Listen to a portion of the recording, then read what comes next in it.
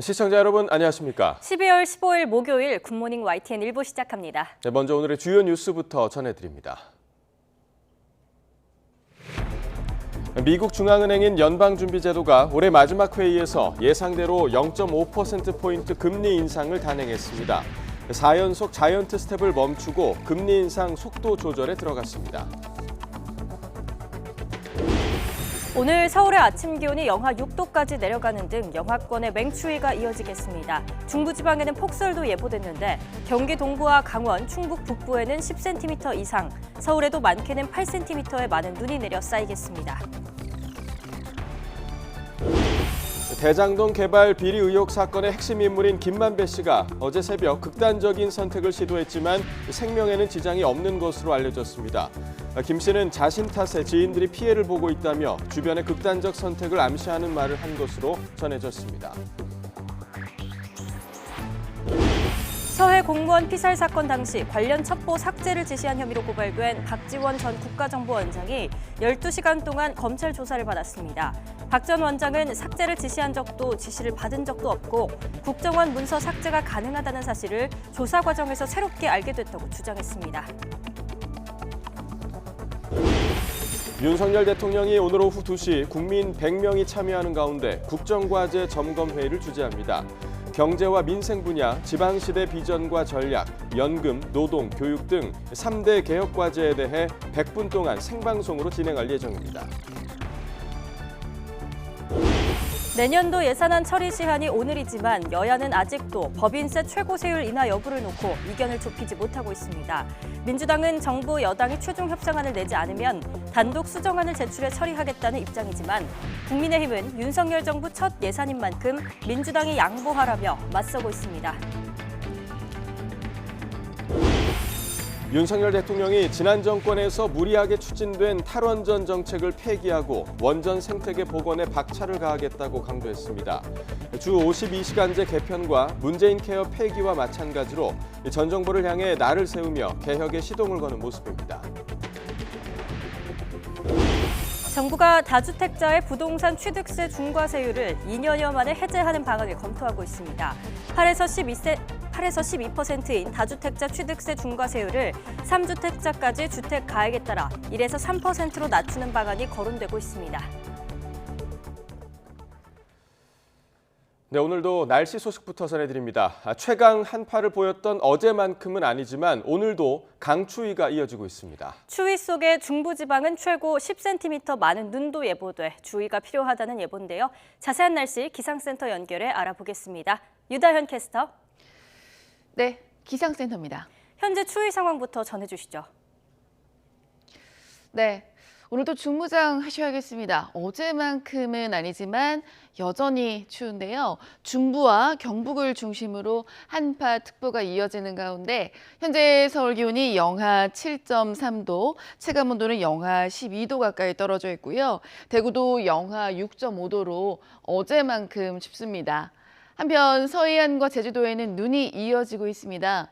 또 오늘 오전부터 밤까지 곳곳에 눈이 올 텐데요. 특히 중부에 폭설이 예상됩니다. 중부에 최고 8cm, 특히 경기 동부와 강원 산간, 충북 북부에 10cm 이상의 큰 눈이 예보돼서 대설 예비특보도 내려져 있습니다.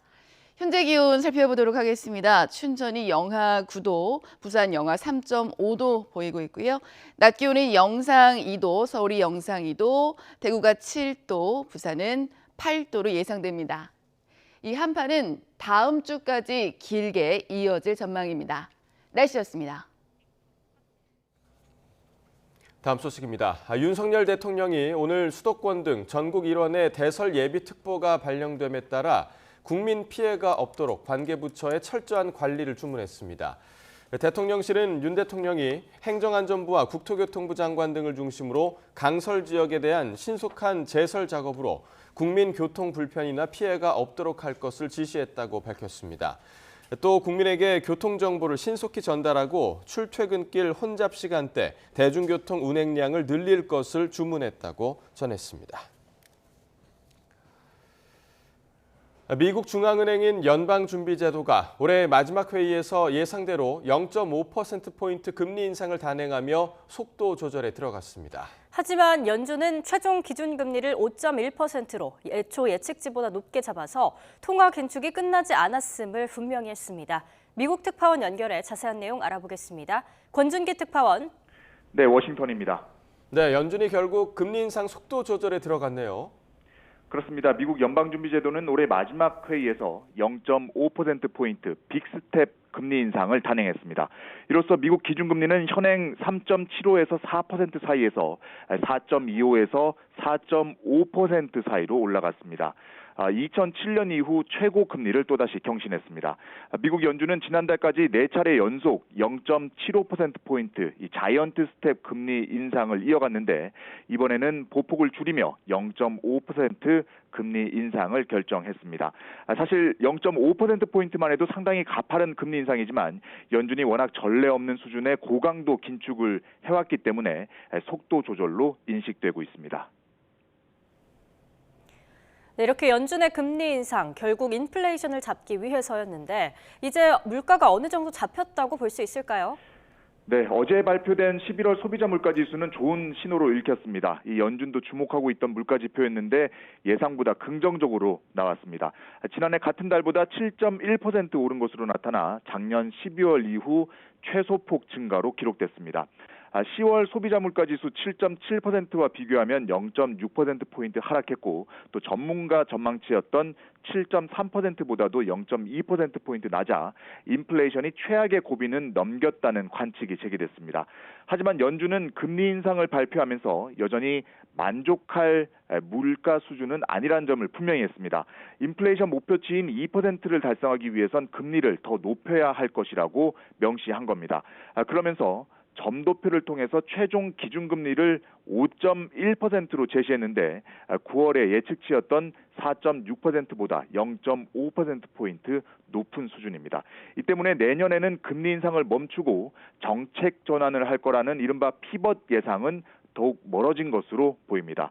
오늘 금리 인상 속도 조절에도 불구하고 최종 금리를 5.1%까지 높일 거라는 연준 발표에 뉴욕 증시는 표정이 어두워졌습니다. 금리 발표 전까지 상승세를 이어가던 주가는 발표 이후 일제히 하락세로 돌아섰습니다. 지금까지 워싱턴에서 YTN 권윤기입니다. 서해 공무원 피살 사건 당시 관련 첩보 삭제를 지시한 혐의로 고발된 박지원 전 국가정보원장이 조사를 마치고 나왔습니다. 박 전 원장은 조사 과정에서 국정원 문서 삭제가 가능하다는 사실을 새롭게 알게 됐다고 주장했습니다. 김평정 기자입니다. 12시간 넘게 검찰 조사를 받고 나온 박지원 전 국정원장. 국정원 문서 삭제가 가능하다는 사실을 새롭게 알게 됐다고 주장했습니다. 수사 과정에서 중대한 사항을 안 게 저는 삭제가 원천적으로 국정원에는 존재하지 못한다. 검사님이 수사를 하면서 보니까 그 삭제가 되더라고요. 통합 시스템인가 뭐. 국정원의 모든 문건은 메인 서버에 기록이 남아 완전히 삭제하는 게 불가능하다는 자신의 기존 주장이 틀릴 수 있다는 것을 어제 조사에서 알게 됐다는 겁니다. 사건 당시 실제로 삭제된 문서가 있었느냐는 질문에는 즉답을 피했습니다. 실제로 삭제가 된 파일이나 문서들이 있었던 건가요? 그러한 것은 제가 답변하기는 어떤 결정을 하지 않았기 때문에 구체적으로는 답변을 하지 않겠습니다. 박 전 원장은 다만 직원들에게 삭제 지시를 하지 않았고 문재인 전 대통령이나 서훈 전 국가안보실장으로부터 삭제 지시를 받지도 않았다고 재차 강조했습니다. 박 전 원장은 재작년 9월 22일 해양수산부 공무원 고 이대준 씨가 북한군에 피살된 뒤 관련 첩보 보고서 등을 무단 삭제한 혐의로 지난 7월 국정원으로부터 고발당했습니다. 감사원 조사 결과 국정원은 고인이 숨진 다음 날 청와대 관계장관 회의를 거친 뒤 첩보 보고서 46건을 삭제한 것으로 드러났습니다. 검찰은 박 전 원장이 해당 회의에서 서훈 전 국가안보실장 등과 첩보 삭제를 공모했다고 의심하고 있습니다.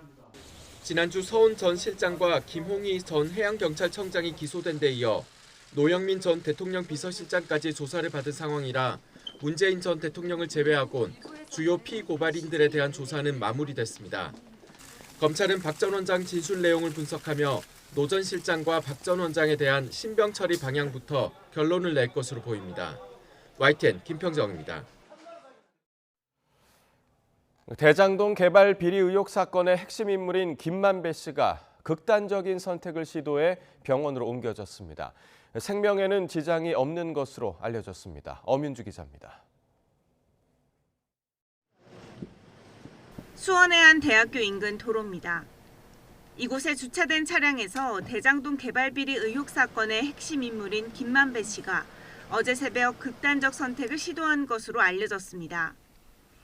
치명적인 부상을 피한 김 씨는 한동안 차 안에 머물다가 자신의 변호인에게 연락해 자해 사실을 알렸고 현장에 도착한 변호인이 김 씨가 극단적 선택을 시도했다며 어젯밤 9시 50분쯤 119에 신고했습니다. 시도를 해가지고 바로 신고됐던 것 같지는 않아요. 변호사의 진술에 의하면. 그 전에 있었던 일을 상처가 있으니까 신고한 것까지는 맞아요. 김 씨는 곧바로 병원으로 이송됐는데 생명에는 지장이 없는 것으로 파악됐습니다. 생명에 지장 없는 정도까지밖에 안 나와요. 생명에 지장 없을 정도의 상처지. 경찰은 김 씨의 차량 주변 CCTV 등을 토대로 모든 가능성을 열어두고 수사할 방침입니다. 이른바 대장동 일당 가운데 정치권과 법조계에 대한 청탁 로비를 담당한 키맨으로 꼽히는 김 씨는 구속기한 만료로 지난달 24일 석방돼 불구속 상태로 재판을 받아왔습니다. 최근에는 자신의 범죄 수익 은닉을 도운 혐의로 측근들도 검찰에 잇따라 체포되면서 정신적으로 크게 압박받은 것으로 전해졌습니다. YTN 엄윤주입니다. 뇌물과 불법 정치자금을 받은 혐의로 검찰 구속영장이 청구된 더불어민주당 노웅래 의원 체포동의 요구서가 어제 국회에 제출됐습니다. 체포동의 요청이 접수되면 이후 처음 열리는 본회의에서 보고되고 이로부터 24시간 이후 72시간 이내에 표결에 붙여야 합니다. 다만 기한 내 표결이 어려운 경우 자동 폐기되지 않고 이후에 열리는 첫 본회의에서 표결 처리될 수 있습니다. 체포동의안이 가결되면 구속영장 심사가 진행되고 부결되면 판사는 영장을 기각합니다. 네, 민주당 노웅래 의원의 체포동의안이 곧 국회로 넘어오는 가운데 박홍근 원내대표는 각 의원들이 판단하지 않겠느냐고 말했습니다. 박 원내대표는 어제 오전 국회에서 노 의원 체포동의안 처리에 대한 취재진의 질문에 모든 건 국회에 정해진 법률 절차에 따라 하지 않느냐면서 이같이 답했는데요. 직접 들어보겠습니다. 모든 것은 다 이제 국회에 정해진 그 법률 절차에 따라야 되지 않겠습니까? 그리고 또 결국 모든 사안에 대해서 또 의원들이 각자 자기의 소신 입장이 있겠죠. 본인이 지금 이 사안 관련해서는 여러 가지 자신의 어떤 그 주장, 이게 과도하게 또 왜곡된 그런 기획된 수사라고 이렇게 주장을 하고 계시니까 그런 부분까지 감안해서 의원들께서 판단을 하시지 않겠습니까? 내년도 예산안을 처리하기로 여야가 합의한 날짜가 오늘인데요. 아직도 양측은 법인세를 놓고 이견을 좁히지 못하고 있습니다. 국민의힘은 더는 양보할 게 없다고 선언했고 민주당은 사상 초유의 야당 자체 수정안 처리도 불사하겠다고 압박했습니다. 정효진 기자가 보도합니다. 협상 시일을 목전에 둔 더불어민주당이 정부와 여당의 최후 통첩을 날렸습니다. 최종 협상안을 내지 않으면 오늘 단독으로 자체 수정 예산안을 처리하겠다는 겁니다. 끝내 윤심을 따르느라 민심을 저버린 채 국회 협상을 거부한다면 민주당은 초보자 감세를 저지하고 국민 감세를 확대할 수 있도록 자체 수정안을 제출하겠습니다. 야당의 초강수에 국민의힘은 결국 정부 여당이 양보해달란 말 아니냐면서 양보는 민주당이 하는 것이 맞다고 공을 넘겼습니다. 오히려 민주당이 좀 양보를 해야죠. 국민들이 이 정권 교체에서 윤석열 정부 일하도록 했고 윤석열 정부가 하고자 하는 예산을 첫 해는 들어줘야 안 되겠습니까? 가장 큰 걸림돌은 여전히 법인세 최고세율 인하 여부입니다. 국민의힘은 민주당이 현행 최고세율의 1%포인트라도 낮춰주면 대안을 낼 수 있다는 입장이지만 민주당은 중소중견기업 세율을 낮추는 양보안을 냈다며 물러서지 않고 있습니다. 협상이 공전을 거듭하는 가운데 압박용인 줄 알았던 민주당 단독 수정 예산안이 처리 요건을 상당 부분 갖춘 것으로 알려지면서 실제 가결될 가능성도 배제할 순 없어 보입니다. 헌정사상 유례가 없는 만큼 불명예스러운 기록을 피하기 위해 여야 모두 어떻게든 최악의 선택은 피할 것이라는 관측도 있습니다. 하지만 이번 신경전이 윤석열 대통령과 이재명 대표 간 한치 양보 없는 기싸움 양상이란 분석까지 나오고 있습니다. 기업 투자와 일자리를 늘리고 경제 활력이 제고될 수 있도록 초당적 협력을 부탁드립니다. 고작 100개 정도의 초거대 기업과 수백 명 남짓한 초부자들을 위한 천문학적인 특권 감세를 하려고 합니다. 김진표 국회의장은 숙고에 숙고를 거듭하고 있습니다. 내년도 예산안 처리를 둘러싼 안개 속 국면은 계속 이어지고 있습니다. YTN 정유준입니다. 네, 이에 따라 여야는 오늘도 협상을 이어갑니다. 국민의힘 주호영, 더불어민주당 박홍근 원내대표는 오늘 오전 김의장 주재로 회동을 열어 예산안 감액 규모와 법인세 인하를 비롯한 핵심 쟁점을 놓고 접점 모색에 나섭니다. 민주당은 정부 여당이 최종 협상안을 내지 않으면 단독 수정안을 제출해 처리하겠다는 입장이지만 국민의힘은 윤석열 정부 첫 예산인 만큼 민주당이 양보하라며 맞서고 있습니다. 김 의장은 양당 회동 결과를 지켜본 뒤 본회의 개최 여부를 결정할 것으로 보입니다. 윤석열 대통령이 오늘 오후 2시 국민 100명이 참여하는 가운데 국정과제 점검회의를 주재합니다.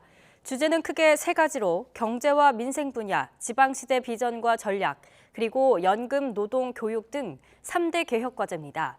주제별로 해당 부처 장관이 발표하고 나면 국민이 직접 질문하고 이에 장관이나 대통령이 바로 답변하는 방식으로 진행됩니다. YTN은 회의 100분을 생중계할 예정인데 윤 대통령이 주재하는 생중계 회의는 지난 10월 비상민생경제회의에 이어서 2번째입니다. 윤석열 대통령이 문재인 정부에서 무리하게 추진된 탈원전 정책을 폐기하고 원전 생태계를 복원하겠다고 밝혔습니다. 주 52시간제 개편, 문재인 케어 폐기와 마찬가지로 전 정부를 향해 날을 세우며 개혁의 시동을 거는 모습입니다. 박석영 기자입니다. 윤석열 대통령은 신한울 1호기 준공식 축사에서 원전 산업 제도약을 선포했습니다. 윤 대통령은 전 정부에서 무리하게 추진된 탈원전 정책을 폐기하고 원전 산업을 정상화하겠다고 강조했습니다. 이어 무분별한 탈원전 정책이 우리 경제를 수습 못할 상황으로 만들 수 있었다고 비판했습니다. 윤 대통령은 한파로 인한 지자체 비상근무 등을 이유로 행사에 직접 참석하지는 못했습니다. 특사 자격으로 아랍에미리트를 방문한 김대기 비서실장은 양국의 원자력 협력 강화 방안 등을 논의했습니다.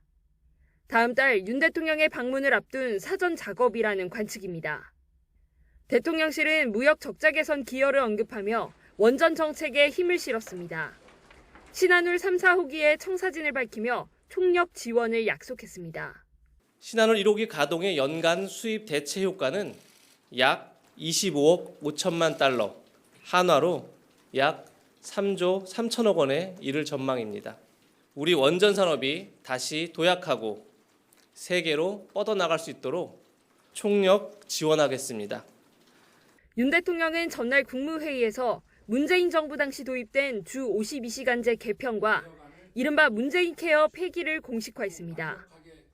탈원전 폐기와 건강보험 정상화는 새 정부 120대 국정과제에도 담긴 내용인데 연일 전 정부 흔적을 지우고 작심 비판을 쏟아내며 국정과제 추진에 박차를 가하는 겁니다. 국민 여러분께 국정과제 추진 상황을 소상히 보고드리고 국민의 목소리를 경청해서 향후 국정 운영에 반영할 것입니다. 윤석열 대통령은 화물연대 파업 대처와 지지율 반등으로 얻은 자신감을 바탕으로 오늘 열리는 국정과제 보고대회에서 추진 상황을 국민에게 직접 설명할 예정입니다. YTN 박석영입니다. 네, 이 같은 윤석열 정부의 문재인 케어 폐기 추진이나 주 52시간제 개편 논의 등에 대해 더불어민주당은 거세게 반발했습니다. 이재명 대표는 좋은 정책에는 정치적 색깔이 있을 수 없다며 국민의 삶을 조금이라도 낫게 할 수 있다면 상대 정책도 빌렸어야 한다고 지적했는데요. 직접 들어보시죠. 정부가 주 52시간 노동제와 문재인 케어 폐지를 사실상 공식화했는데 OECD 최장 수준의 노동시간 그리고 병원비 부담에 고통받는 국민의 짐을 덜기 위한 핵심 민생 정책을 뒤로 되돌리겠다는 것입니다. 전임 정부 정책이라 해서 색깔, 딱지를 붙여서 무조건 부정만 한다면 국정 성공은 불가능하고 그에 따른 고통은 우리 국민들의 몫이 될 것입니다. 법무부가 오는 23일 정부 과천청사에서 사면심사위원회를 열고 연말 특별사면 대상자를 추릴 예정입니다.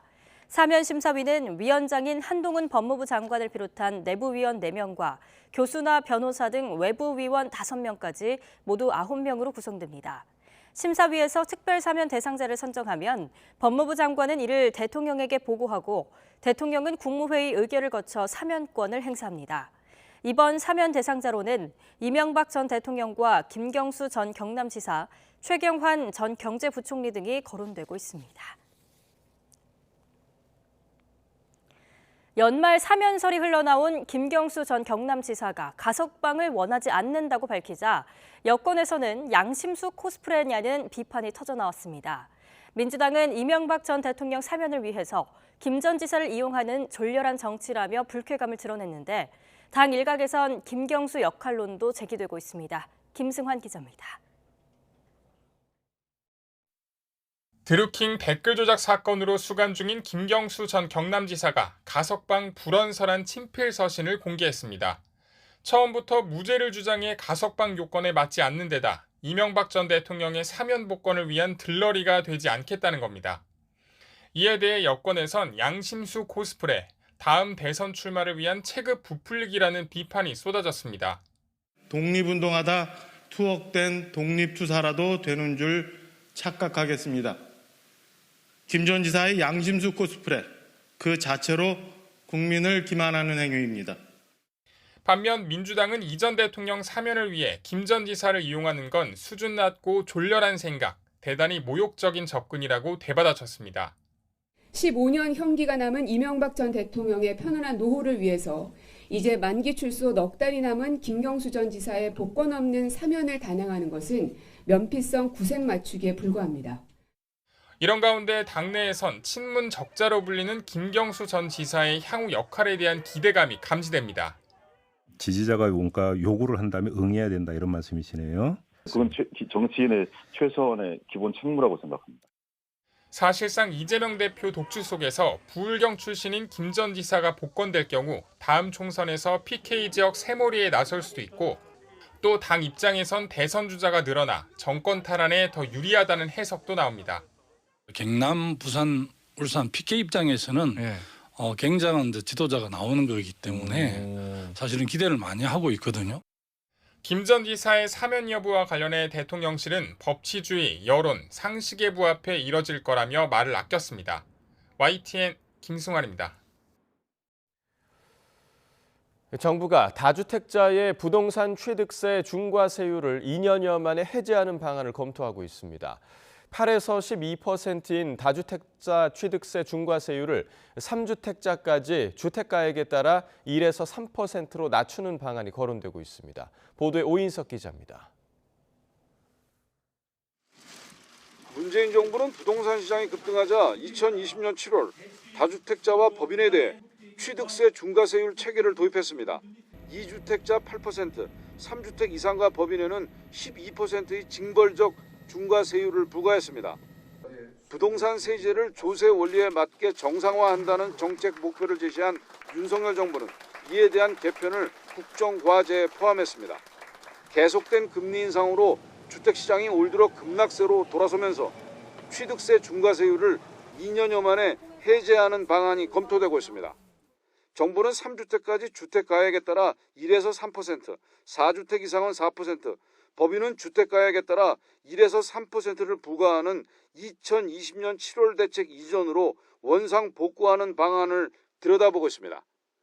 또 취득가액 6억 원까지 1%, 6억 원 초과 9억 원까지 2%, 9억 원 초과에 3%를 일괄적으로 부과했던 2019년 방식도 검토 대상입니다. 취득세 중과세율은 다주택자 종부세, 양도세 중과와 함께 문재인 정부의 다주택자 중과세 3종 세트로 마지막 남은 중과 과제를 풀게 되는 셈입니다. 윤석열 정부는 앞서 5월 출범과 동시에 양도세 중과 조치를 1년간 한시 중단했고 7월 개편안에선 종부세 중과세율 폐지안을 제시했습니다. 취득세는 지방세수인 만큼 취득세 중과 해제가 현실화할 경우 세수 감소에 따른 지자체 반발은 변수가 될 것으로 보입니다. 정부는 취득세 개편 방식과 추진 시기를 계속 검토하고 있다고 밝혔습니다. YTN 오인성입니다. 네, 무려 1,000채가 넘는 집을 갖고 있다가 종부세를 내지 않고 갑자기 사망한 이른바 빌라왕 사건으로 가장 큰 피해를 본 건 바로 세입자들입니다. 피해자 대부분은 사회 초년생이거나 신혼부부인데 현실이 그저 악몽이라며 고통스러운 나날을 보내고 있습니다. 강민경 기자가 이들을 직접 만나봤습니다. 지난해 1월 전세금 1억 1천만 원을 내고 경기도 부천의 한 빌라에 터를 잡은 25살 A씨. 대출을 받아 구한 집은 어느 순간 빌라왕으로 불리는 김모 씨 소유로 바뀌었습니다. 김 씨가 갑자기 사망하자 결국 전세금을 떼일 위기에 처했습니다. 전세금 보증보험을 들었지만 주택도시보증공사에선 임대인이 죽어서 돈을 줄 수 없다는 말이 돌아왔습니다.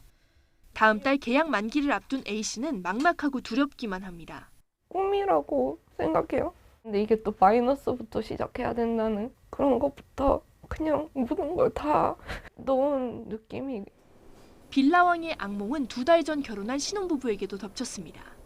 빌라 전세 보증금이 묶여서 신혼집 계약을 취소해야 했던 43살 B씨. 행복해야 할 신혼생활도 한순간에 엉망이 되었습니다. 멍하니 있거나 울기만 하고 아기까지 유산을 하다 보니까 그 우울증이 완전히 너무 깊어졌어요. 3년 동안 1,000채의 집을 사고 팔던 김 씨가 사망해서 전세금을 떼일 위기에 놓인 세입자는 최소 수백 명에 달합니다. 정부는 세입자들이 당장 쫓겨나지 않도록 조처해주겠다고 했지만 계약 조건과 상황이 모두 달라 주거 안정을 보장할 수 없는 게 현실입니다. 보험을 안 들었다는 게 아니고 못 들은 거예요. 지어진 지 1년이 안 된 집은 보증보험이 안 되게 돼 있었어요, 법이. 피해자 대부분은 사회 초년생이거나 신혼부부로 전세대출 연장만이라도 보장됐으면 하는 바람입니다. 다 포기해야 하는 거 맞는 것 같아요. 그냥 희망도 없고. 일단 대출 연장만이라도 잘 되길 바래요. 예외적인 경우라고 했으니까 예외적인 어떤 무언가를 만들어서 체납액이 일정 금액을 넘어서면 추가 집 매수를 막는 방안을 추진하고 보증보험 심사 절차를 더 강화해야 한다는 지적이 나옵니다. YTN 강민경입니다. 10월 29일 이태원 참사 현장에서 살아남은 한 고등학생이 숨진 채 발견됐습니다. 이태원에 함께 갔던 친구 2명을 현장에서 떠나보냈는데 이 참사 트라우마로 인해 극단적 선택을 한 것으로 보입니다. 전문가들은 피해자에 대한 지원은 늘리고 비방은 절대 하지 말아야 한다고 강조합니다. 박정현 기자가 보도합니다. 서울 마포구에 있는 한 숙박업소. 지난 12일 밤 17살 이모군이 이곳에서 숨진 채 발견됐습니다. 실종 신고가 접수된 지 하루 만입니다.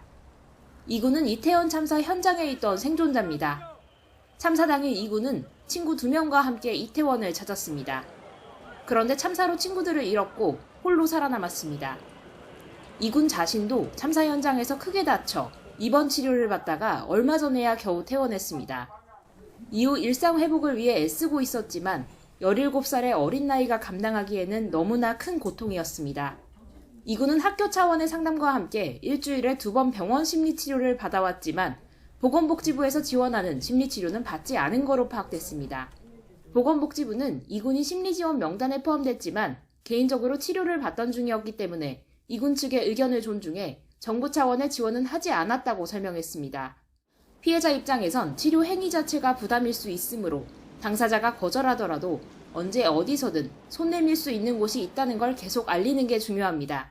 참사를 당한 분들의 가족분들이라든지 생존자분들이 가지고 있는 가장 큰 어려움은 죄책감이나 미안함을 가지고 있다라는 것입니다.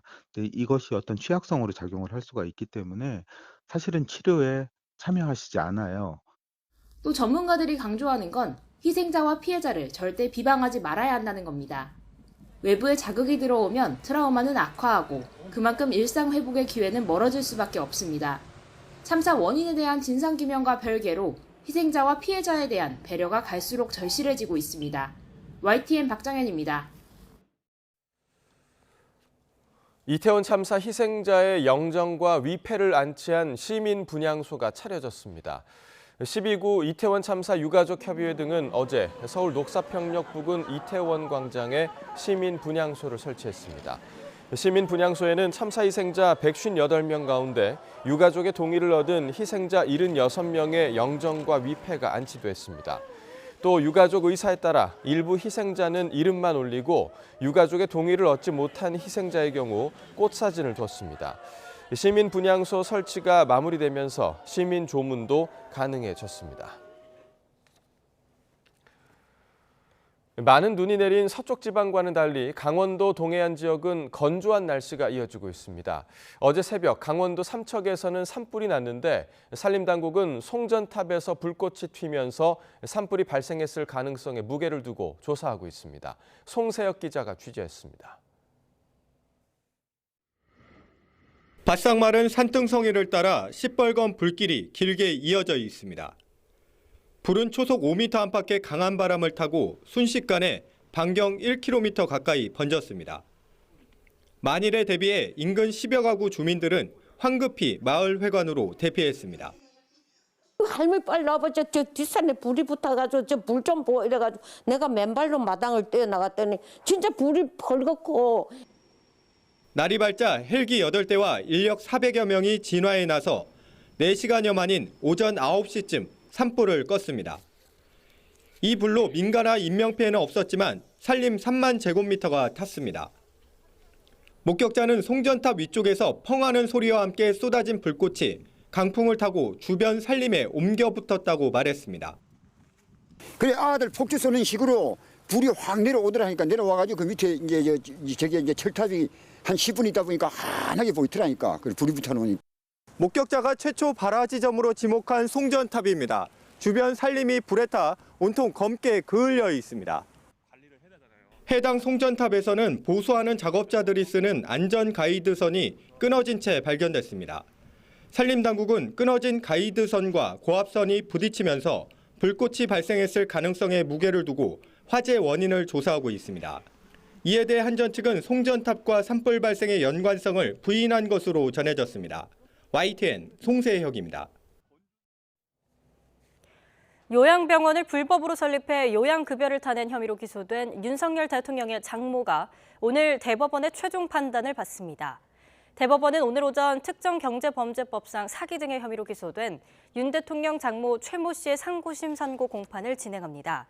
최 씨는 지난 2013년 의료인이 아닌데도 불법으로 요양병원을 개설해 2015년까지 국민건강보험공단에서 요양급여 22억 9천만 원을 부정하게 타낸 혐의로 재판을 받아왔습니다. 앞서 1심 법원은 공소 사실을 유죄로 보고 징역 3년을 선고했지만 지난 1월 2심 재판부는 최 씨가 요양병원 개설과 운영에 가담했다는 증거가 충분치 않다며 무죄로 판결을 뒤집었습니다. 지난달 경북 의성 우체국에서 상사에게 성추행을 당한 뒤 우울증에 시달리던 직원이 극단적인 선택을 한 사건이 있었습니다. 피해자 유족이 YTN 취재진을 만나 처음으로 당시 상황을 전했는데요. 지난 5년 동안 우정사업본부에서 발생한 성비위 사건 가해자 10명 가운데 7명에 대해 솜방망이 처벌에 그친 거로 드러났습니다. 황보혜경 기자가 보도합니다. 지난달 1일 경북 의성우체국 직원 A씨는 올해 초등학교에 입학한 자녀와 남편을 남겨둔 채 세상을 떠났습니다. A씨는 지난해 12월 우체국 안에서 상사인 당시 우체국장에게 성추행을 당한 뒤 우울증 치료를 받아왔습니다.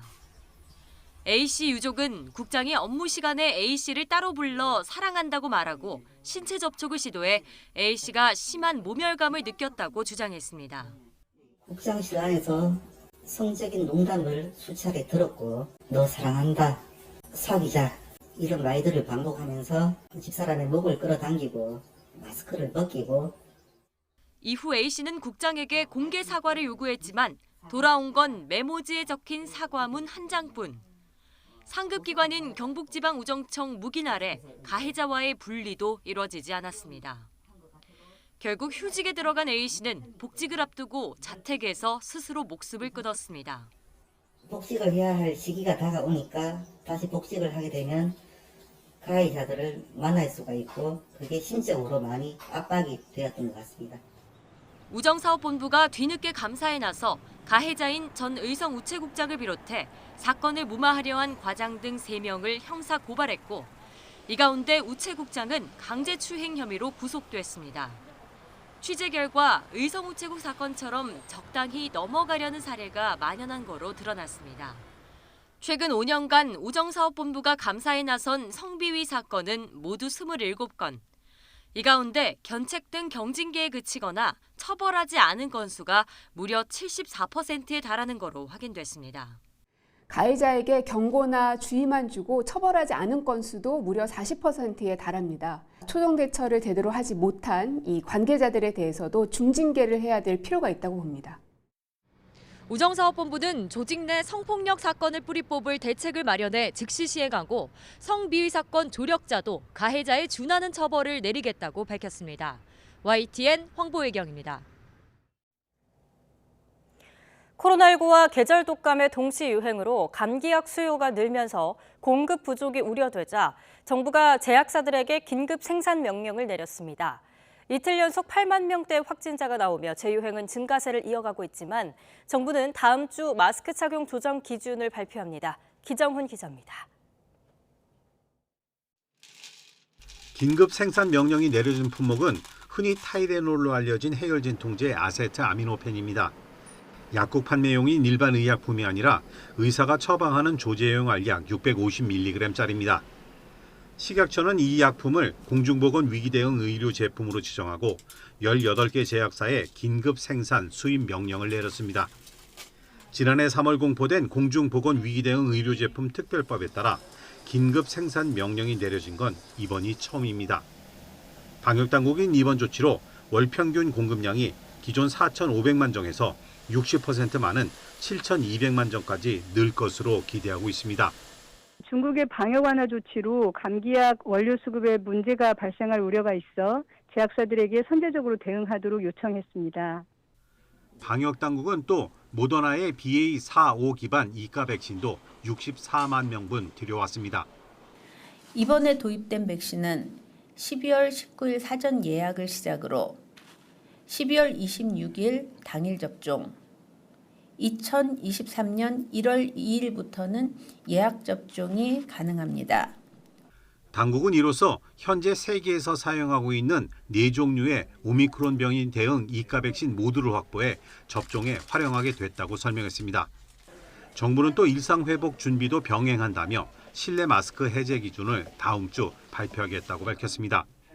공개 토론회와 전문가 자문위원회 등을 거쳐 이번 달 23일에는 실내 마스크 착용에 대한 의무 조정 기준을 소상히 설명드릴 수 있도록 하겠습니다.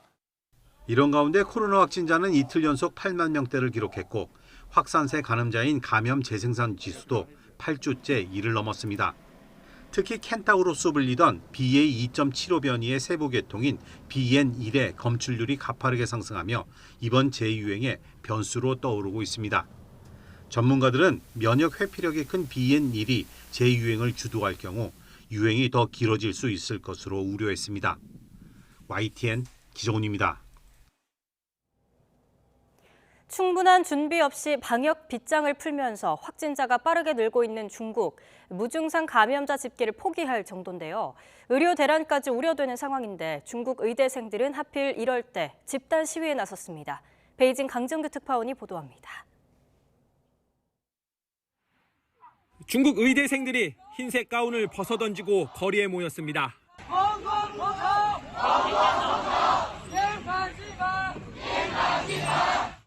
지난 12일 저녁 5개 성 6개 의대에서 이런 시위가 동시에 벌어졌습니다. 의료 현장에서 경무에 시달리면서도 한 달에 20만 원도 벌지 못하는 열악한 처우를 개선해달라는 요구입니다. 외신들은 어제 오늘 일이 아닌 오랜 불만이 하필 지금 터져나온 건 최근 백지 시위의 영향이라고 풀이했습니다. 집단 행동으로 방역 만리장성을 무너뜨렸던 것처럼 목소리를 내야 변화를 이끌어낼 수 있다는 점을 깨달았다는 겁니다. 의대생들의 시위가 계속될 경우 가뜩이나 과부하가 걸린 의료 체계에 마비가 올 수도 있습니다. 방역 빗장을 푼 속도만큼 빠른 감염 확산세에 의료진이 코로나19에 걸린 채 일한다는 말이 나돌 정도입니다. 국가위생건강위원회는 무증상 감염자 집계도 포기하기로 했습니다. 由于许多无症状感染者不再参加核酸检测，那么也不再需要去医疗机构就诊，所以很难再准确地掌握无症状感染者的实际数据。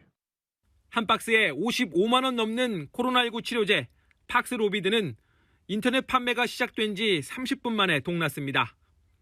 앞서 중국이 제로 코로나 정책을 폐지해야 내년 4%대 성장을 할 수 있다던 IMF는 이번엔 섣부른 방역 조치 완화가 중국 경제의 발목을 잡게 될 거라고 지적했습니다.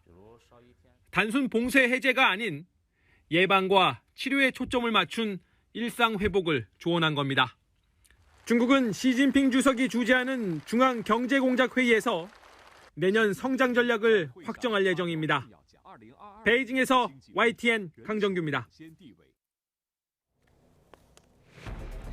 미국 중앙은행인 연방준비제도가 올해 마지막 회의에서 예상대로 0.5%포인트 금리 인상을 단행했습니다.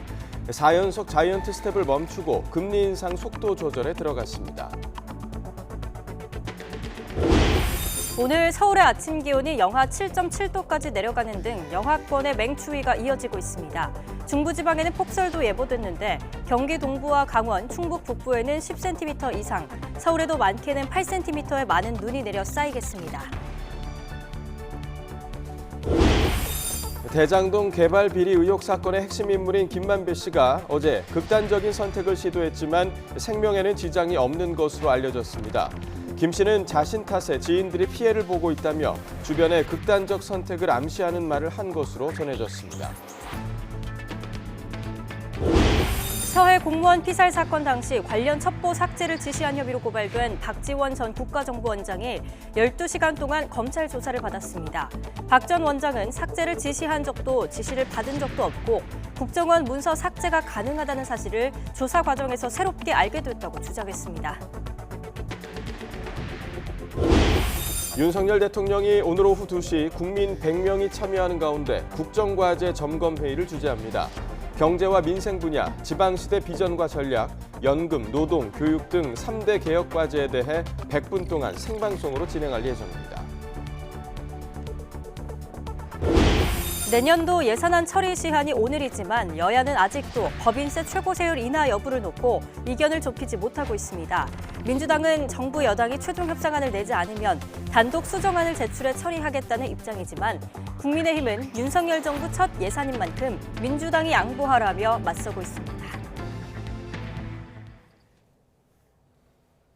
네, 오늘도 영하 10도 안팎의 강추위가 이어지고 있습니다. 추위 속에 중부지방은 최고 10cm의 많은 눈도 예보돼 있어 주의가 필요하다는 예보인데요. 자세한 날씨 기상센터 연결해 알아보겠습니다. 유다현 캐스터. 네, 기상센터입니다. 현재 추위 상황부터 전해주시죠. 네. 오늘도 옷차림 든든히 하셔야겠습니다. 강추위가 이어지고 있는데요. 중부와 경북을 중심으로 한파특보가 이어지는 가운데 현재 서울 기온은 영하 7.7도, 바람이 불어서 체감온도는 영하 13.1도까지 떨어져 있고요. 대구도 영하 6.6도로 어제만큼 춥습니다. 한편 서해안과 제주도에는 눈이 이어지고 있습니다. 또 오늘 오전부터 밤까지 곳곳에 눈이 올 텐데요. 특히 중부에 폭설이 예상됩니다. 중부의 최고 8cm, 특히 경기 동부와 강원 산간, 충북 북부는 10cm 이상의 큰 눈이 예보돼서 중부를 중심으로 대설 예비특보도 내려져 있습니다. 현재 기온 살펴보도록 하겠습니다. 춘천이 영하 9.5도, 부산이 영하 3.4도까지 내려가 있고요. 낮 기온은 서울이 영상 2도, 대전 5도, 광주 7도로 예상됩니다. 이 한파는 다음 주까지 길게 이어질 전망입니다. 기상센터였습니다. 인플레이션을 잡기 위해 강도 높은 통화 긴축을 이어온 미국 연준이 올해 마지막 회의에서 금리 인상 속도 조절에 들어갔습니다. 미국 연방준비제도는 12월 연방공개시장위원회 정례회의에서 0.5%포인트 금리 인상을 발표했습니다. 지난달까지 이어간 4연속 자이언트 스텝, 한 번에 0.75%포인트 금리 인상 행진을 멈추고 0.5%포인트 빅스텝 인상을 단행한 거로 금리 인상 속도를 늦추기 시작했습니다. 이에 따라 미국 기준금리는 현행 3.75에서 4%에서 4.25에서 4.5%로 올라가 2007년 이후 최고치를 또다시 경신했습니다. 시장에서는 11월 소비자 물가지수가 올해 최소폭으로 오른 것으로 집계되는 등 물가 상승률이 둔화하는 거로 나타나 연준이 금리 인상 속도 조절에 들어갈 거란 전망이 우세했습니다. 서해 공무원 피격 사건 당시 관련 첩보 자료 삭제를 지시한 혐의로 고발된 박지원 전 국정원장이 12시간의 고강도 검찰 조사를 마치고 귀가했습니다. 박 전 원장은 자신이 지시를 내린 적은 없었다고 거듭 주장하면서도 과거 자신의 주장과 달리 문건 삭제가 가능하다는 사실을 새로 알게 됐다고 말했는데요. 박 전 원장의 말을 들어보겠습니다. 저는 거듭 말씀드리지만 삭제 지시를 하지 않았습니다. 또 삭제라는 것을 알지도 못했습니다. 제가 문재인 대통령이나 서훈 안보실장으로부터 삭제 지시도 안 받았지만은 저도 우리 국정원 직원들에게 그러한 지시를 한 적이 없습니다. 삭제 지시는 없으셨는데 삭제가 저는 없었습니다. 그런데 오늘 있었다. 삭제라는 용어가 우리 국정원에는 존재하지 못한다. 제가 늘 얘기했잖아요. 메인 서버에 다 남는다. 그러니까 삭제를 못하니까 국정원에서는 그런 불법적인 일을 할 때는 과거에 멍텅구리 PC를 사가지고 했는데 오늘 들어보니까 삭제가 가능하더라고요. 대장동 개발 비리 의혹 사건의 핵심 인물인 김만배 씨가 극단적인 선택을 시도해 병원으로 이송됐습니다. 김 씨는 어제 새벽 경기도 수원시 장안구의 한 대학교 인근 도로에 주차된 자신의 차에서 흉기로 몸을 여러 차례 찔렀습니다. 치명적인 부상을 피한 김 씨는 한동안 차 안에 머물다가 자신의 변호인에게 연락해 자해 사실을 알렸습니다. 현장에 도착한 변호인은 김 씨가 극단적 선택을 시도했다며 어젯밤 9시 50분쯤 119에 신고했습니다. 김 씨는 생명에는 지장이 없는 것으로 파악됐습니다. 경찰은 김 씨의 차량 주변 CCTV 등을 토대로 모든 가능성을 열어두고 수사할 방침입니다.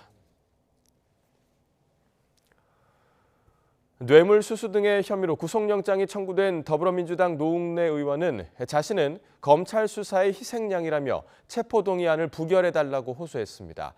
당내에선 노 의원을 지켜야 한다는 목소리가 나오지만 방탄정당이라 지탄받을 수 있다는 우려에 셈법은 복잡합니다. 박기환 기자의 보도입니다. 뇌물과 불법 정치자금 혐의로 수사를 받는 민주당 노웅래 의원은 국회 기자회견장에서 자신은 돈을 받지 않았다고 거듭 주장했습니다. 그러면서 부당한 검찰 수사의 희생양이라고 항변했습니다. 소신 있는 국회의원 사선으로 지켜온 양심 그리고 제 신앙에 믿음을 걸고 말씀드립니다. 저는 돈 받지 않았습니다. 제가 검찰이 부당한 수사에 억울한 희생양이 되지 않도록 도와주십시오. 노 의원은 연일 결백을 주장하면서 동료 의원들에겐 자신의 체포동의안을 부결시켜달라고 호소하고 있습니다.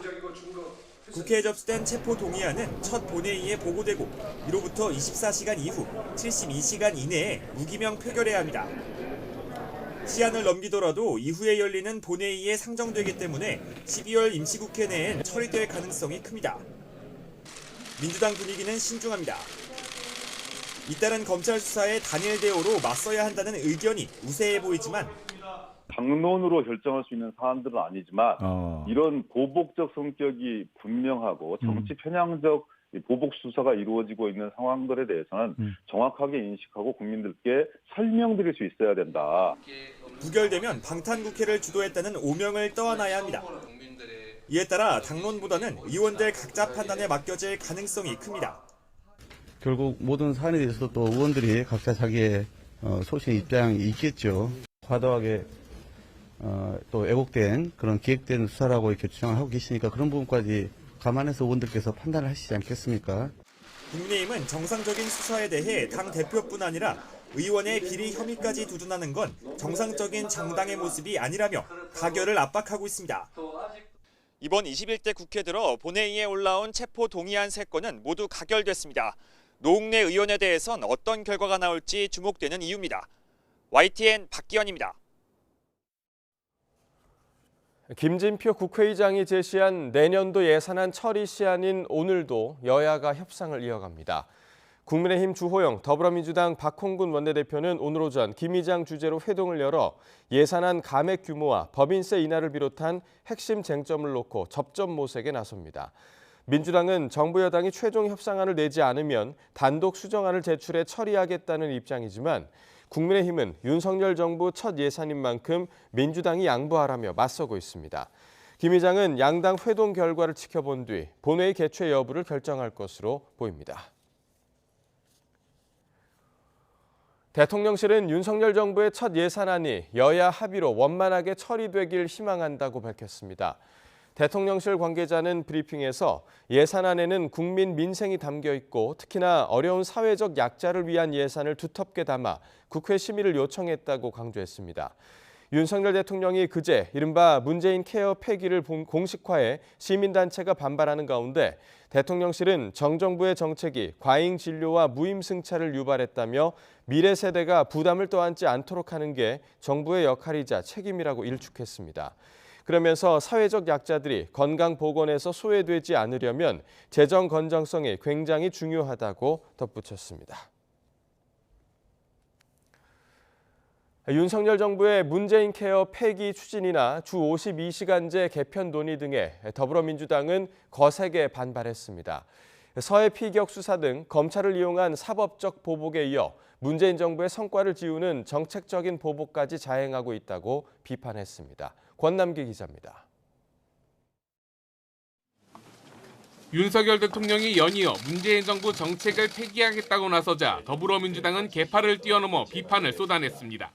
전 정부 지우기에 급급한 나머지 대안도 없이 철진한 색깔론으로 민생 정책을 후퇴시키고 있다는 겁니다.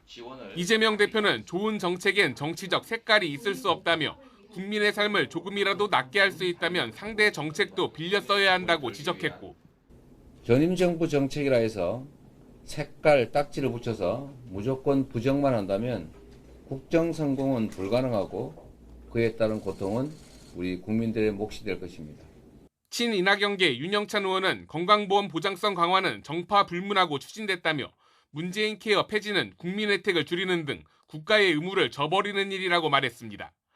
문 전 대통령의 복심으로 불리는 윤건영 의원도 문재인 케어 폐기는 서민에게 의료비 폭탄을 던지는 거라며 윤 대통령은 정치 보복에 올인하는 것 같다고 비난했습니다. 지금 윤석열 정부는 문재인 정권에 대한 흔적을 몽땅 지우겠다라고 마음을 먹은 것 같습니다. 민주당은 주 52시간제를 유연화하자는 노동시장 개혁 공고안에 윤 대통령이 화답한 것을 두고도 공세를 이어갔습니다. 대한민국의 민주주의뿐 아니라 국민의 삶마저도 30년 전으로 후퇴시키고 있습니다. 죽도록 일하는 과거의 노동으로 퇴행시키고 있습니다. 전 정부 핵심 관계자에 대한 검찰 수사를 두고 민주당이 거세게 반발하는 가운데 문재인 정부 지우기 논란까지 더해지며 정치 보복 공방은 더욱 거세질 것으로 보입니다. YTN 권남기입니다. 윤석열 정부의 건강보험 개편에 대해 정치 보복이라는 더불어민주당 주장에 대해 대통령실이 전혀 사실이 아니라고 반박했습니다.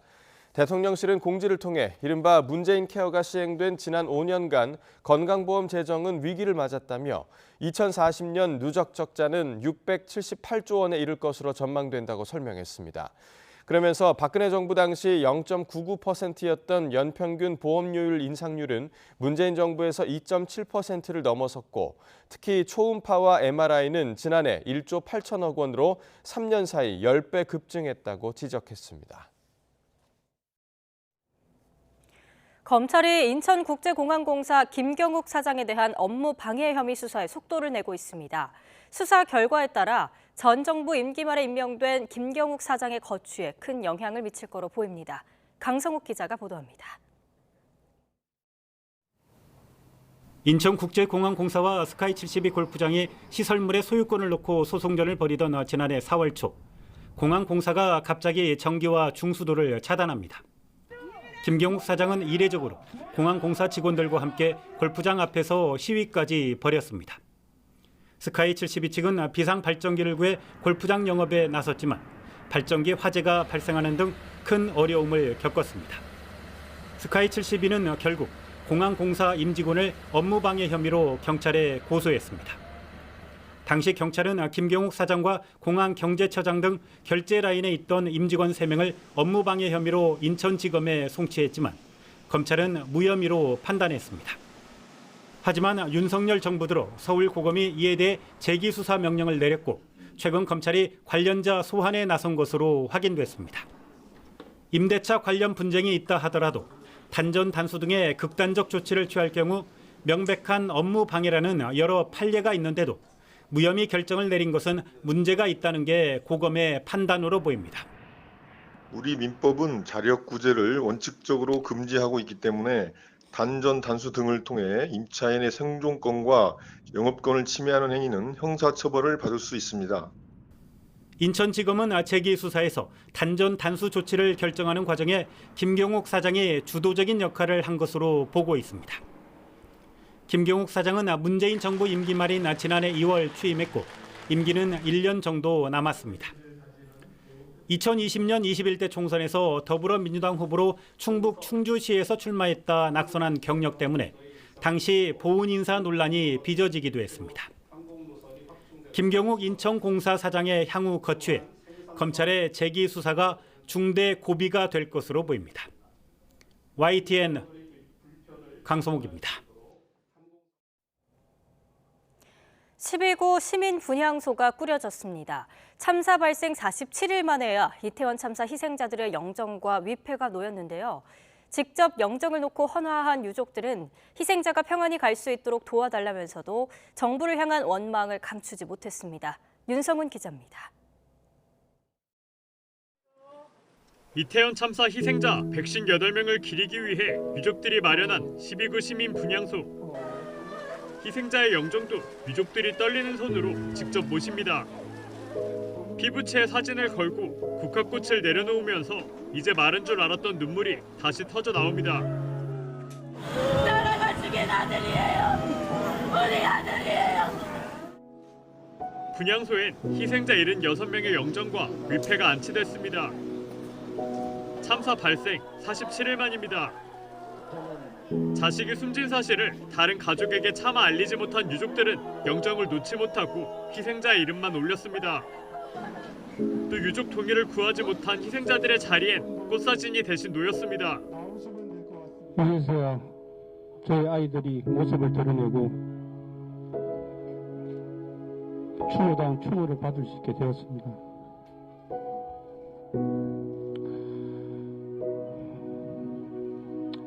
분통하고 억울한 마음은 금할 길이 없지만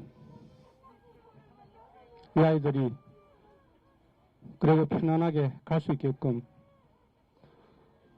많은 국민 여러분들이 도와주시기 바랍니다.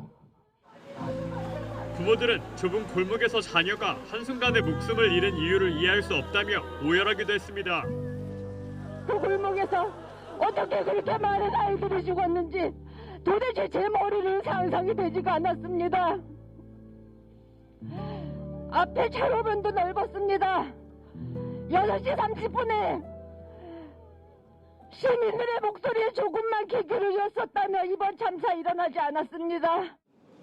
앞서 정부가 유족의 동의 없이 설치했던 합동 분향소엔 영정도 위패도 없었습니다. 그래서 당시 유족들은 정부가 2차 가해를 하고 있다며 강력히 반발했습니다. 저의 동의 없이 분향소에 위패 없고 영장 없는 사진을 봤을 분향소 그 또한 저한테는 2차 가해였습니다. 희생자들을 추모하며 하루빨리 진상을 알고자 하는 바람과 달리 경찰의 수사는 더디게만 진행되고 있습니다. 경찰청 특별수사본부는 출범 40일을 훌쩍 넘도록 경찰청 정보라인 3명을 송치한 것 말고는 어떤 성과도 거두지 못하고 있습니다. YTN 윤성훈입니다. 어제 저녁 7시 50분쯤 서울 남대문 시장 인근 상가에서 불이 나 소방당국이 진화 작업을 벌이고 있습니다. 불이 난 곳은 남대문 시장 출입구 인근의 상가가 밀집된 구역으로 현재까지 상가 4곳이 불에 탄 거로 파악됐습니다. 인명 피해는 없는 것으로 전해졌습니다. 소방은 밤 9시 20분쯤 큰 불을 잡고 잔불 진화 작업을 벌이고 있습니다. 어제 새벽 5시쯤 충남 논산시 취암동의 한 교차로에서 80대 남성이 4.5톤 화물차에 치여 숨졌습니다. 경찰은 신호등이 전멸 상태로 운영되던 상황에서 숨진 남성이 건널목을 건너다가 사고를 당했다고 밝혔습니다. 이어 도로에 쌓인 눈으로 차가 미끄러진 건 아니고 화물차 운전자가 길을 건너는 보행자를 뒤늦게 발견해 사고가 난 거로 조사됐다고 말했습니다. 인공위성을 활용해 미사일 감시 등의 임무를 담당하는 우주군이 주한미군에 창설됐습니다. 미 본토 밖에 우주군이 창설된 건 이번이 3번째로 미국이 북한의 미사일 위협을 중대하게 인식한 거라는 분석입니다. 신준명 기자입니다. 거대한 성조기 앞에 주한미군 병력이 정렬한 가운데 북극성을 변함없이 지키는 수호자 용자리가 새겨진 주한미 우주군의 부대 마크가 공개됐습니다. 폴 락해머라 주한미군 사령관은 해당 마크가 새겨진 우주군 깃발을 부대원에게 전달하며 주한미 우주군 창설을 선언했습니다.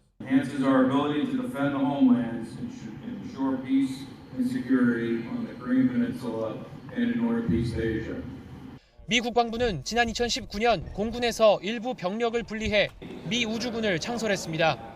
우주군은 육해공군과 해병대, 해양경비대에 이어 미국의 6번째 군대 조직으로 각종 인공위성을 통합 활용해 위성항법 시스템, 위성통신, 미사일 감시 등의 임무를 수행합니다.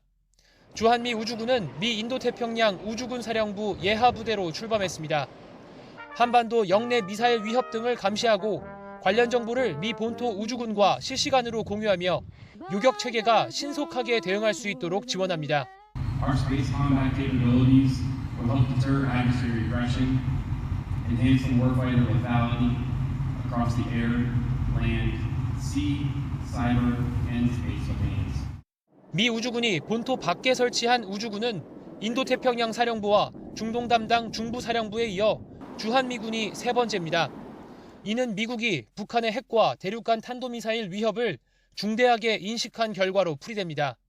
우주의 활동을 통한 북한의 감시와 견제의 중요성이 높아지면서 자연스럽게 우주 구성군 사령부의 창설도 빨라진 것으로 볼 수 있습니다.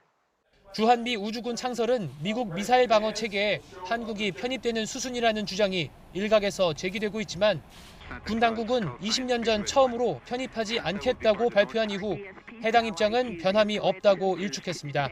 YTN 신준명입니다. 미 국무부는 북한이 핵미사일 실험을 하지 못하도록 중국이 역할을 해야 한다는 점을 거듭 강조했습니다. 베단트 파텔 국무부 수석 부대변인은 브리핑에서 중국은 북한이 불법적인 핵미사일 실험을 해선 안 된다고 분명히 할 책임이 있다고 말했습니다. 그러면서 불법적인 탄도미사일과 대량 살상 무기를 진전시키기 위한 북한의 능력을 반드시 제한해야 한다며 우리는 북한의 추가적인 도발을 자제하고 대화에 참여할 것을 요청한다고 밝혔습니다.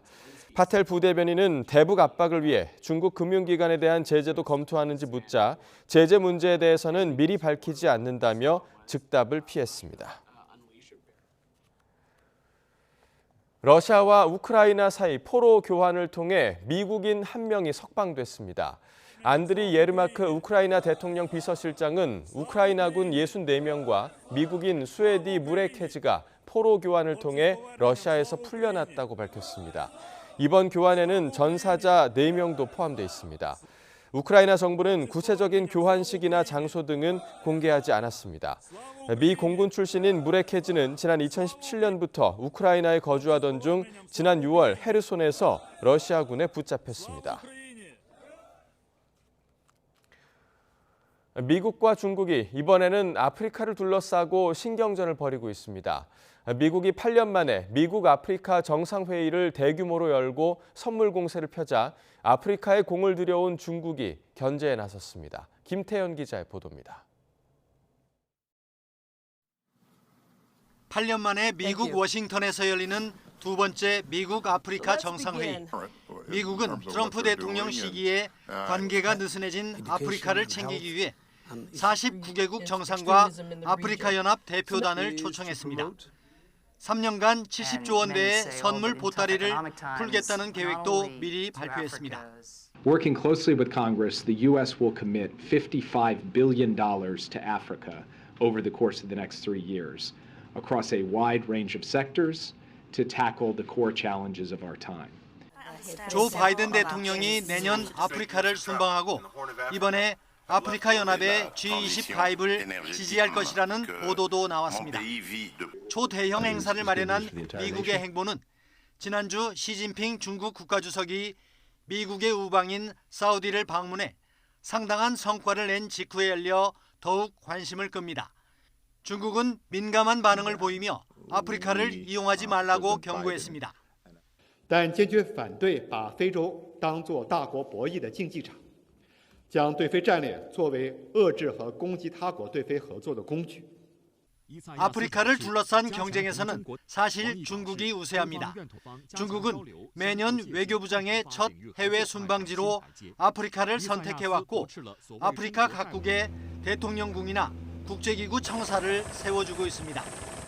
지난 6월 공개된 아프리카 청년 세대 조사 보고서를 보면 미국보다 중국의 영향력이 더 컸습니다.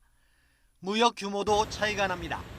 지난해 중국의 대아프리카 무역액은 2,610억 달러로 미국의 4배였습니다. 냉전 붕괴 이후 미국이 아프리카를 소홀히 한 사이 중국이 꾸준히 공을 들인 결과입니다. 바이든 미 행정부가 구애를 본격화한 가운데 아프리카의 반응이 주목됩니다. YTN 김태현입니다. 미리 보는 오늘입니다.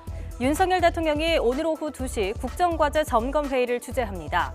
국민 100명이 참여하는 가운데 진행되는데요. 주제는 크게 3가지로 경제와 민생 분야, 지방시대 비전과 전략, 연금, 노동, 교육 등 3대 개혁과제입니다. YTN은 회의 100분을 생중계할 예정입니다. 윤석열 대통령의 장모가 오늘 대법원의 최종 판단을 받습니다. 요양병원을 불법으로 설립해 요양급여를 타낸 혐의로 기소된 상태인데요. 대법원은 오늘 오전 특정경제범죄법상 사기 등의 혐의로 기소된 윤 대통령 장모 최모 씨의 상고심 선고 공판을 진행합니다. 손태승 우리금융그룹 회장의 파생결합 상품 사태 관련 징계 취소에 대한 최종 판결이 나옵니다.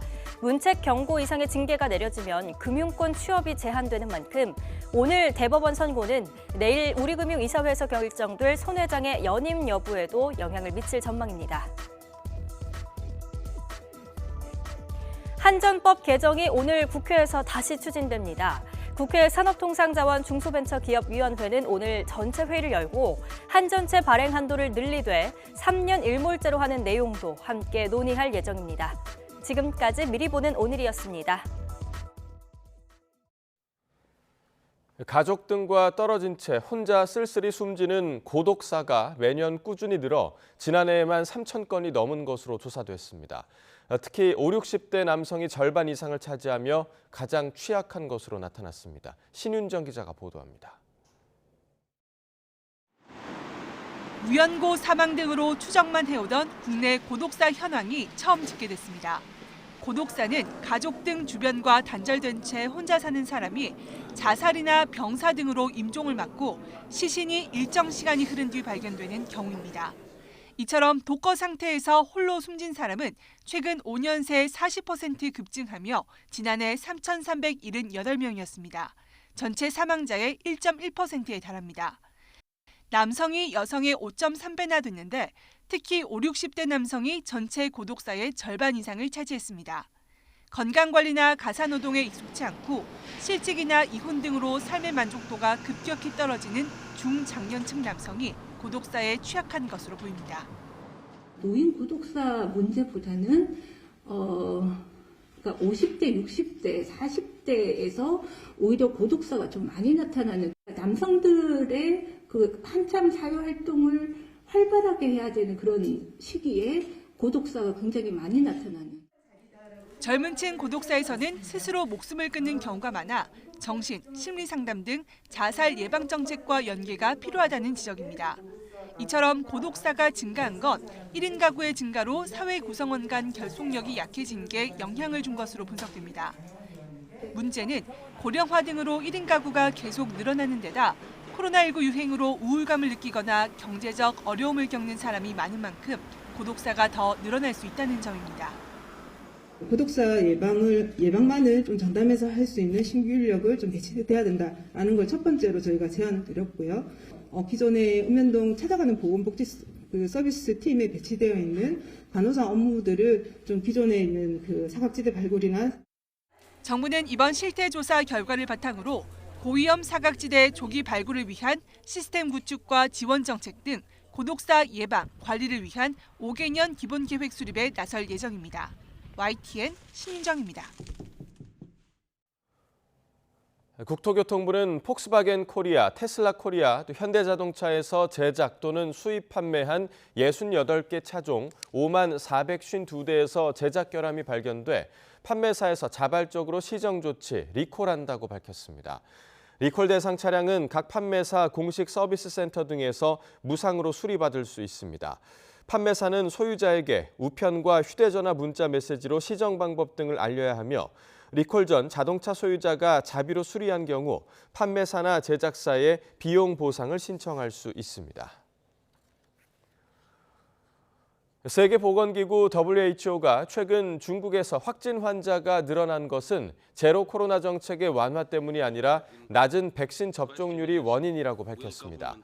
마이클 라이언 WHO 긴급 대응팀장은 제로 코로나 정책을 완화하기 훨씬 전부터 중국의 코로나19가 넓게 퍼져 있었다며 국민 통제로 코로나19를 막지 못했다고 말했습니다. 중국의 백신 접종률은 90%를 넘었지만 60살 이상은 86%, 80살 이상은 40% 수준에 머무르고 있습니다. 해마다 80만 명 이상이 오염된 물을 마시고 사망하지만 국제 기준에 맞게 식수 위생을 관리하는 나라는 전 세계 4분의 1에 그치는 것으로 나타났습니다. 세계보건기구 WHO는 위생과 마시는 물에 대한 분석과 평가 보고서에서 WHO가 정한 식수 위생 기준을 따르기 위해 사업을 벌일 인적 자원이 충분한 나라는 전 세계 3분의 1에 미치지 못한다고 밝혔습니다. 또 조사 대상 120개 나라 가운데 4분의 3 이상은 식수위생 관리 예산이 모자란 것으로 나타났습니다. WHO는 지난 2019년 기준으로 오염된 물을 식수원으로 사용하면서 콜레라와 이질, 장티푸스 등에 걸릴 위험에 노출된 인구는 20억 명이 넘는다고 밝혔습니다. 뉴질랜드가 초강력 금연법을 제정했습니다. 내년부터 뉴질랜드에서는 2009년 이후에 태어난 젊은이들에게 평생 담배를 팔아서는 안 됩니다. 임수근 기자가 보도합니다.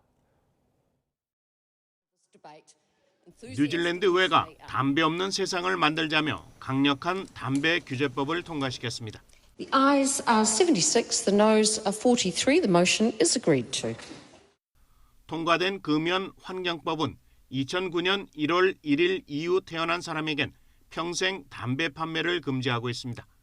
또 담배를 배달하거나 이를 알선하는 행위도 안 됩니다. 위반된 15만 뉴질랜드 달러 1억 2,500만 원의 벌금을 물리도록 했습니다. Young people never start smoking, so we are legislating for a smoke-free generation by making it an offence to sell or supply tobacco products to those aged 14 when the law comes into effect. 다만 이 법은 요즘 젊은 세대들 사이에서 인기가 있는 전자담배 제품은 금지하지 않습니다. 법은 담배의 니코틴 양을 줄이고 담배 판매 소매점의 수를 현재 6,000개에서 2023년 말까지 600개로 줄이는 방안도 포함됐습니다. 뉴질랜드 정부는 법이 시행되면 2025년 성인 흡연율이 5% 밑으로 떨어질 것으로 기대하고 있습니다. 뉴질랜드의 성인 흡연율은 8%로 경제협력개발기구 38개국의 평균치 16.5%의 절반에 불과합니다. 암과 심장마비, 뇌졸중 등 흡연으로 인한 질병이 줄면서 의료비 지출이 4조 2천억 원 감소할 것으로도 예상됐습니다. 이 같은 금연법에 대해 일부 야당에서는 소매점이 고사하고 흡연자들이 암 시장으로 내몰릴 것이라고 우려하고 있습니다. 내년 새 금연법이 시행되면 2005년 담배 판매를 전면 금지한 부탄에 이어 뉴질랜드는 가장 엄격한 담배 규제 국가가 됩니다. YTN 임수훈입니다. 원자 구성과 결합이 같아도 좌우 구조가 뒤집히면 전혀 다른 성질을 갖는 것을 카이랄성이라고 하는데요. 이 카이랄성 때문에 의약품이나 화학약품에 부작용이 생기는 거로 알려졌습니다. 그런데 국내 연구진이 분자의 카이랄성을 눈으로 쉽게 구분할 수 있는 분석 시스템을 개발하는 데 성공했습니다. 양회영 기자입니다. 역사상 최악의 약물 부작용 사례로 꼽히는 탈리도마이드 사건. 1957년 독일의 한 제약사가 수면제로 개발한 탈리도마이드는 진정 효과가 있어 임신부에게 입덧 방지제로 많이 팔렸습니다.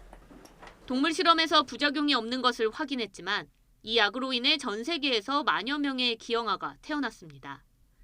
약물 분자 구조는 같지만 방향이 다른 카이랄성 때문이었습니다. 오른손과 왼손은 서로 대칭 구조를 가졌지만 완전히 겹쳐지지는 않는데요. 이러한 구조를 카이랄성, 방향성이 있다고 말합니다. 카이랄성에 따라 약물 효능이 달라지기 때문에 이를 구분하는 것이 매우 중요하지만 기존 분석법은 측정 시간이 오래 걸리고 시료가 손상되는 등의 한계가 있었습니다. 그런데 국내 연구진이 특별한 도구 없이도 분자의 카이랄성을 눈으로 쉽게 구분할 수 있는 분석 시스템을 개발했습니다.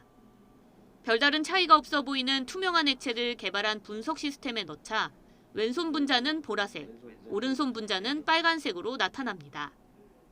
핵심은 카이랄성 구조에 반응하는 금 나노 입자를 일정하게 배열한 것으로 방향성에 따라 가시광선 중 특정 빛만 나와 눈으로 쉽게 구별할 수 있습니다. 저희가 만든 금 나노 입자의 정렬 구조를 활용하면 이 분자와 빛 간의 상호작용을 극대화할 수 있어서 이 분자의 왼손성과 오른손성을 더 잘 구별할 수 있는 시스템을 개발했다고 할 수 있을 것 같습니다.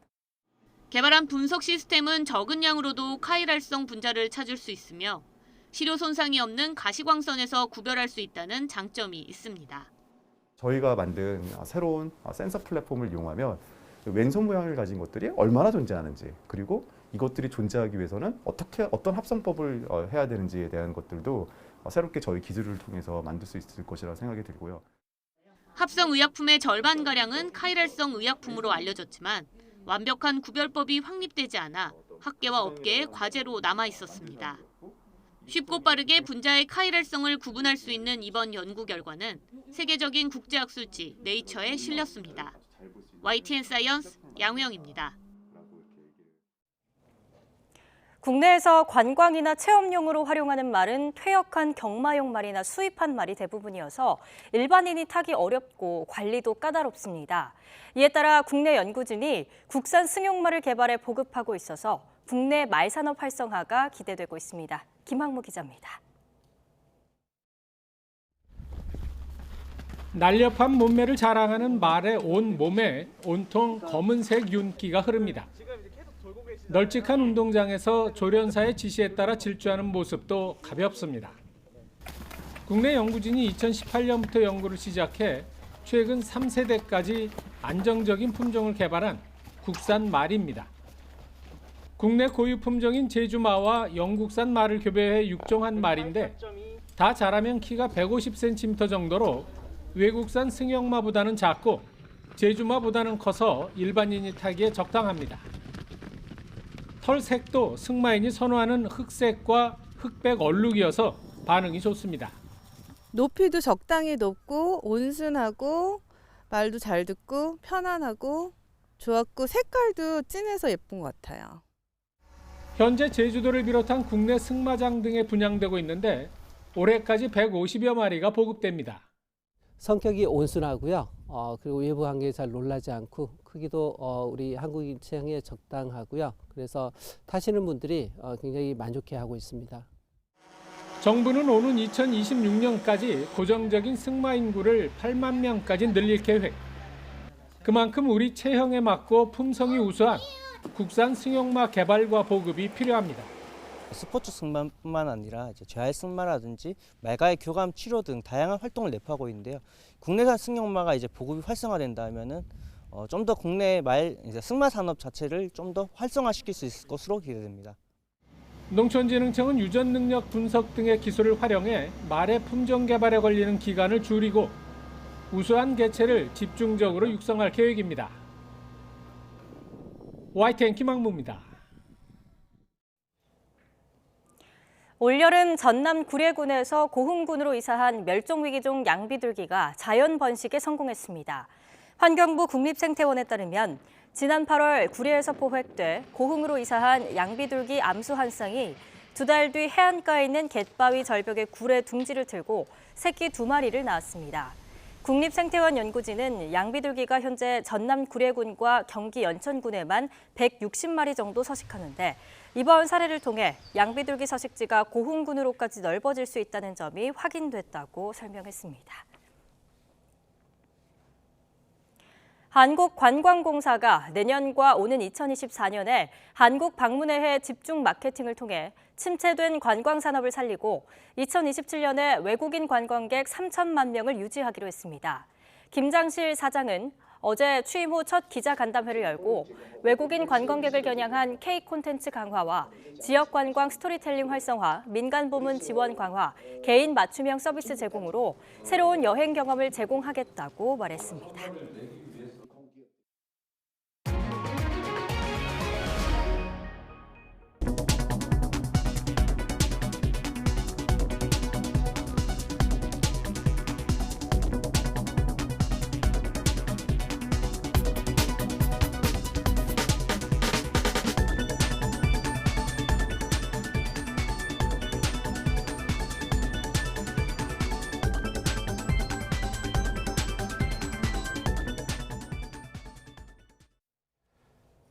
네, 이상으로 굿모닝 YTN 1부를 마칩니다. 잠시 후 2부가 이어집니다. 시청해주신 여러분 고맙습니다.